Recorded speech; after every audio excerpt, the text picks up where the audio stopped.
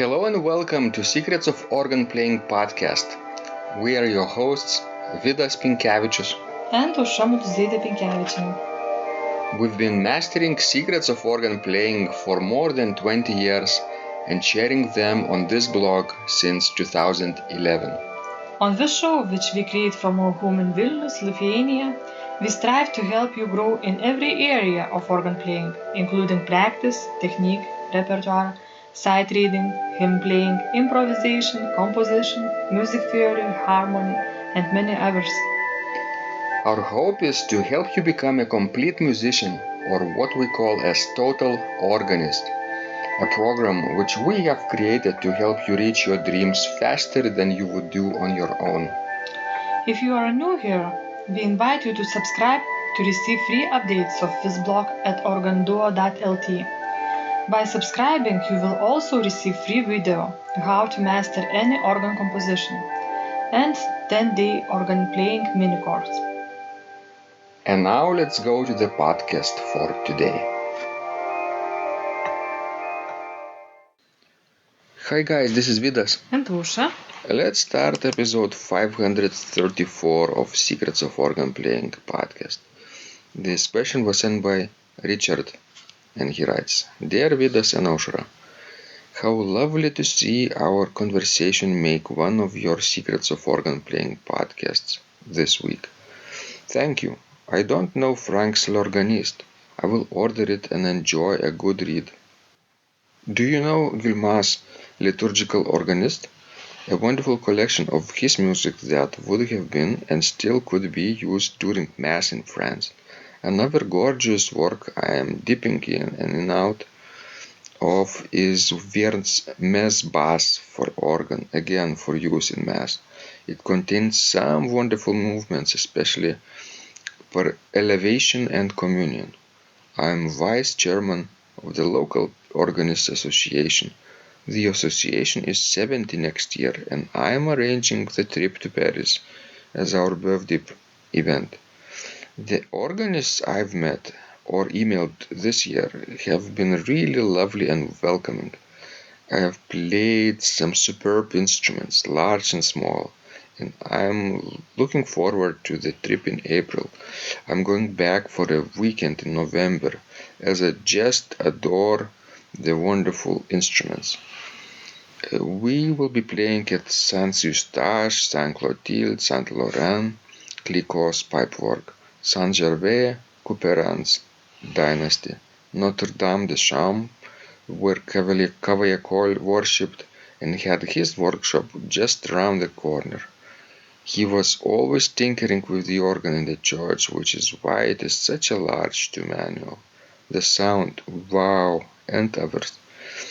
You're right when you say that the playing must be perfect. It's why I've already started learning music from Couperin to Langlais. I hope the other 9 players are working hard too. It should be a good trip. With best wishes to you both, Richard. P.S. I drink decaf coffee too. Nice. Remember, Richard sent us some donation for us to drink coffee. Yes, I remember that was very nice of him. Mm-hmm. And it's wonderful that, he is planning this trip to Paris, I think. Everybody will be excited about it. Yes, he mentions Guilmant's Liturgical Organist collection. It's very practical. It has amazing variety of pieces, as well as Vierne's low mass bass for the organ. And yes, you can pick elevation and communion out of that. Very easily to play in your service any day. But for his trip, it will serve a purpose of demonstrating some of the quieter organ stops, like maybe Celestes and Gambas. Yes, I think any of these, mentioned collections, including Vierne, Guilmant, and Franck, would definitely work well on such a trip. I mentioned Franck because we have done fingering and complete fingering for them. It would be easy for people to pick up and start practicing the efficient way. right away. And of course, if he will have a chance to, and his crew will have a chance to play at St. Clotilde's, then you definitely have to do some Franck, to honor him, because St. Clotilde was his church. Yes. Maybe something with pedals would be nice by Franck as well.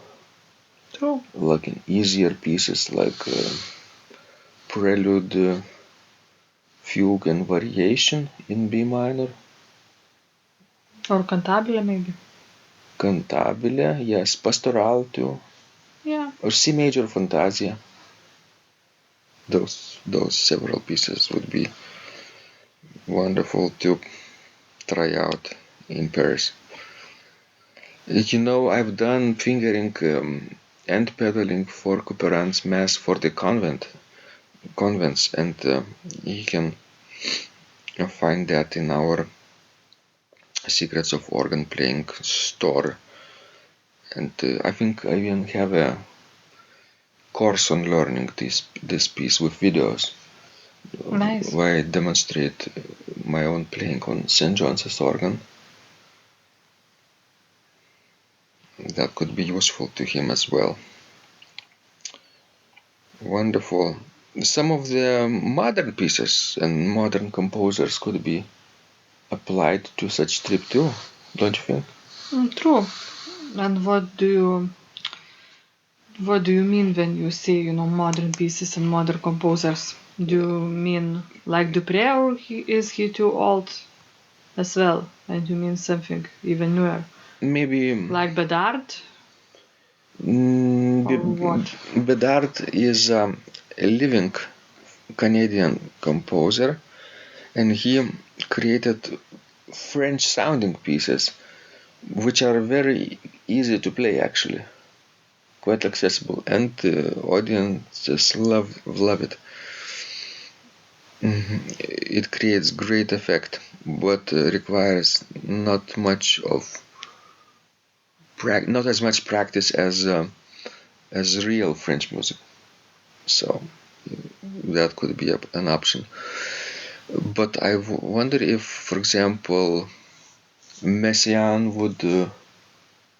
would be practical to learn here, or some of the modern pieces of living composers like Naji Hakim and maybe Thierry Escache, although they might be too difficult.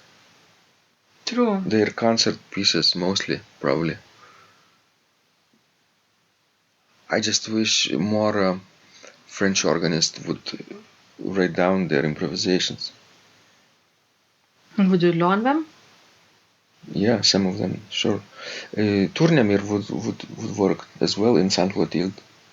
Yes, that's right.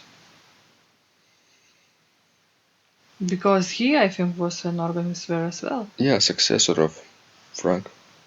So I think it's a wonderful city with a wonderful, organ history. Although I'm not so sure about, Messiaen. If you would play at the Trinity Church, then yes, but in others, because, what Messiaen did to his organ actually wasn't such a nice thing, when I think from the historical perspective of the instrument himself, because he installed so many mutation stops, because those were crucial for his compositions, but they are not so common in general French tradition. So he sort of ruined a little bit, the French instrument. Let's say improved. Well, time will decide for him, but I don't consider it as an improvement of an instrument. In that time, of course, it wasn't historically right thing to do. Because as we know today, if you have an historical instrument, you should try to preserve the original condition and not augment something else, not to add things that change the nature of the instrument. And that's why sometimes, the most exciting historical instruments are found in the villages, because if you have an instrument in a large city, then it's more possibility that during a war it will be damaged, or congregation will have too much money and will renovate it a lot and will rebuild it a lot, in the perspective of few centuries. But in the village, there are less possibilities for bomb to hit the church, or for people to have money to ruin it. So Because it draws less attention. true. And that's, for example, I think one of the reasons why the good Baroque instruments in Paris are almost non-existent because of all the revolution and all those things. Yeah, when lead pipes were made into bullets. True. So I guess, probably French really needs to feel grateful for the Cavaillon that he lived after revolution, not before it. And we have all these wonderful instruments built by him. That's right. At any rate, let's hope Richard will write back to us after his trip and will share his experiences, so that we could also discuss them. Let us know how your trip went, and we will be glad to hear from you. Okay, guys, this was Vidas. And Ausra. Please send us more of your questions. We love helping you grow. And remember, when you practice, miracles happen. This blog is supported by Total Organiste, the most comprehensive organ training program online, where you will find courses for every area of organ playing, including technique, practice, sight reading, repertoire playing, hymn playing, improvisation, composition, music theory and harmony, with hundreds of scores and thousands of exercises. Here is what some of the students are saying. Hugh writes, "The sight reading course has helped me tremendously. Thank you very much for your SS courses and all your help." Robert writes, "I found the fingerings, registration ideas and general comments to be excellent." John writes, "I have found your download very helpful. It was really excellent. I have watched some of your teaching videos, and when I read your instructions, I tried to imagine you are there teaching me. You may feel disappointed that I am 2-3 days behind, but I am a slow learner, and I have committed to taking the time to get it right, as you say. But the other night my wife commented that she had never heard me play such a detailed melody in the left hand so well. My left hand is generally poor." Robert writes, "It has been a great pleasure in my life of having discovered your courses and material, as well as the YouTube work of recordings. You have a calm and pleasant way of teaching." Ron writes, "Hi Vidas and Ausra, thank you guys. What a wonderful response to my email note to you. You've got me right, and I feel you understand my level of playing. Yes, at home, and lucky that I have an organ for that reason. I am paying attention to this, and I am going to try this haha no longer secret model. Yes, and I love Cesar Franck too. What is very nice about your blog podcast is that Ausra and Vidas are like a Socratic dialogue, and by bouncing things off of each other, so much more information comes out and is expressed. Your comments contain a wealth of information and understanding. I really appreciate this. It is very inspiring and will keep us moving forward." Would you like to receive the same or even better results that our students are getting? If so, join them at organduo.lt/total-organist. And of course, you will get the first month free too. You can cancel anytime.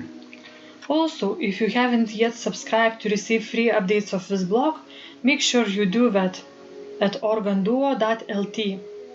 By subscribing, you will also receive free video, how to master any organ composition and 10-day organ playing mini course. This was Vidas. And Ausra from Secrets of Organ Playing. And remember, when you practice, Miracles happen.